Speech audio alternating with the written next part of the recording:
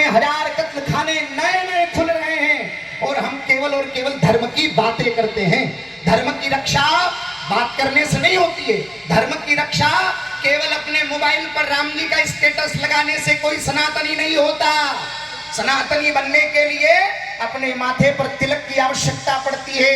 अपने भाल पर तिलक लगाओ, अपने माथे पर चोटी रखो। ना तो हमारे भाल पर तिलक है, ना हमारे माथे पर चोटी है, और हम अपने मोबाइल के स्टेटस पर अपने आप को सनातनी बताने का स्टेटस लगाते हैं। इस गलतफहमी में मत रहना कि हम सनातनी हैं। उसके लिए हमें दिव्य स्तोत्रों को धारण करना होगा। ये कंठी आपके कंठ में यहाँ धारण कराई जाती है। कंठी का मतलब समझते हैं क्या होता है? ठाकुर जी बिना तुलसी के भोग अर्पण नहीं करते, और जब गुरुदेव शिष्य के कंठ में तुलसी की कंठी अर्पित कर देते हैं तो वो भगवान को स्वीकार हो जाता है।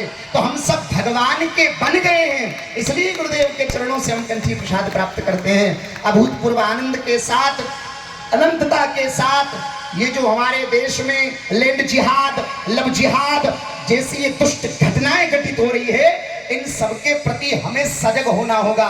बफ बोर्ड जैसे आतंकवाद जो हमारे इस भारतवर्ष को खोखला करते चले जा रहे हैं, इसलिए इन बातों पर सजग होइए। अपने बच्चों को, अपनी बेटियों को ब्यूटी पार्लर ले जा करके हजारों रुपए बर्बाद करते हो।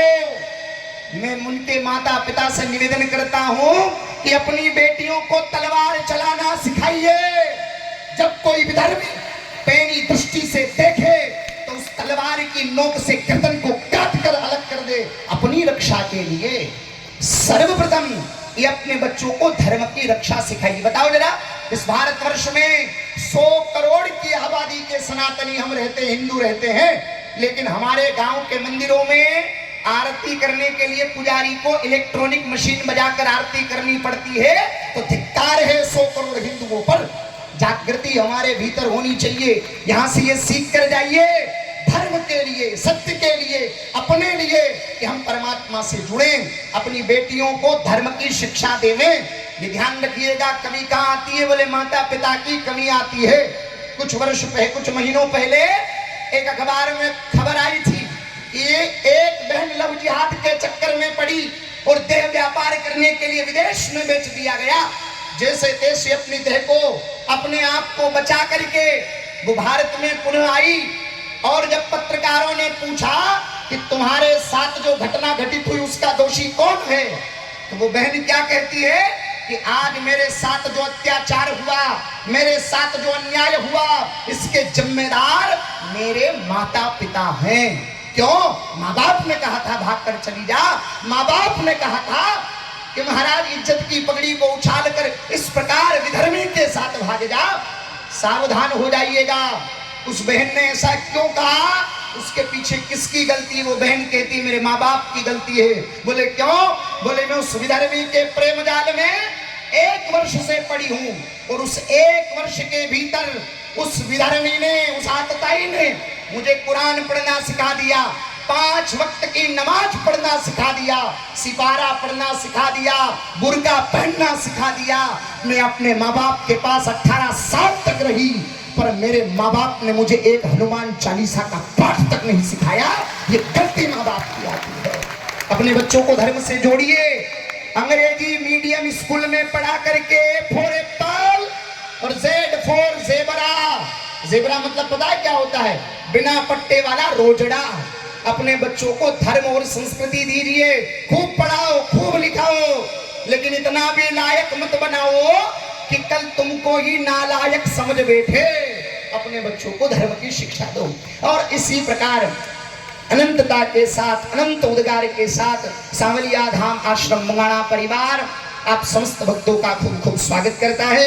मैं मंच पर आमंत्रित करूंगा श्री सांवलिया धाम आश्रम मुंगाना के मुनीम जी श्री रामकिशन जी मेलाना साहब। एक बार मार साहब के लिए जोरदार तालियों से इनका स्वागत करिए।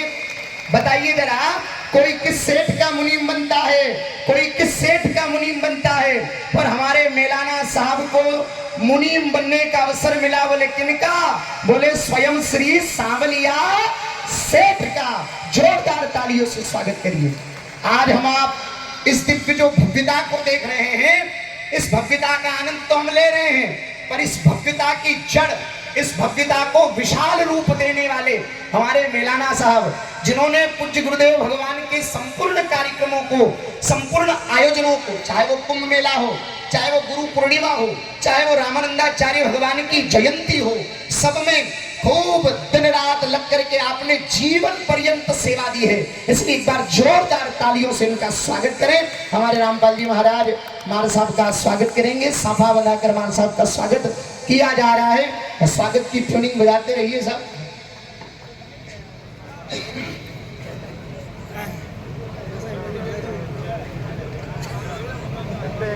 तालियों की सेवा होती रहे।